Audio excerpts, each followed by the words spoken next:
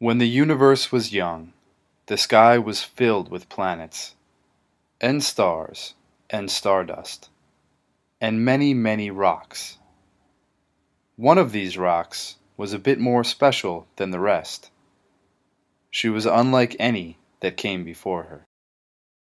She was a kind and happy rock, who always floated near a big blue planet. Sometimes, when the light hit her surface, she would glow a brilliant green. And at times like those, she almost didn't look like a rock at all. As the sky moved from day to day and week to week, the rock would see planets, far off in the distance. She would wonder what it would be like to go to them. Week after week and month after month, she would wonder.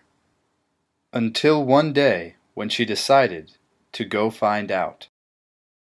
The rock had never gone anywhere before and wasn't sure how to go about it.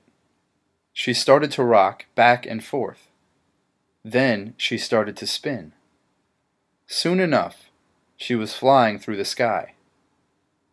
As she left, clouds swirled on the big blue planet.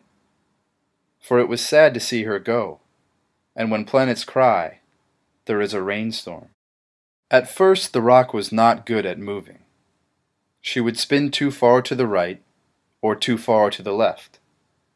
Slowly, she learned how to travel whichever direction she liked, and she enjoyed exploring space.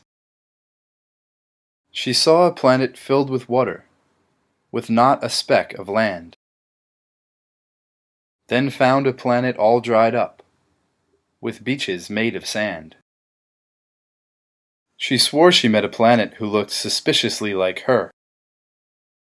And then she saw a planet that was, well, she wasn't sure. One planet she discovered had grown forests made of green. Another one was very shy, not fond of being seen. She flew right by a planet that was frozen, icy cold.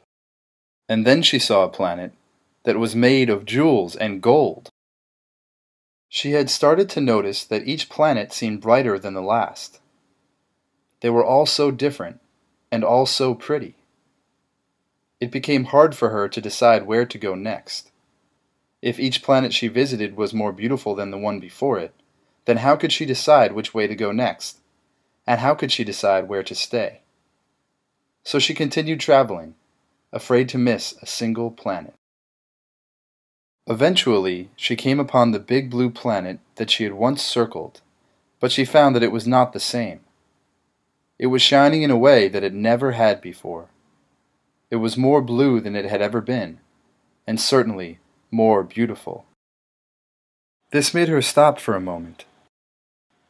"I do not know where I should go next," she said out loud.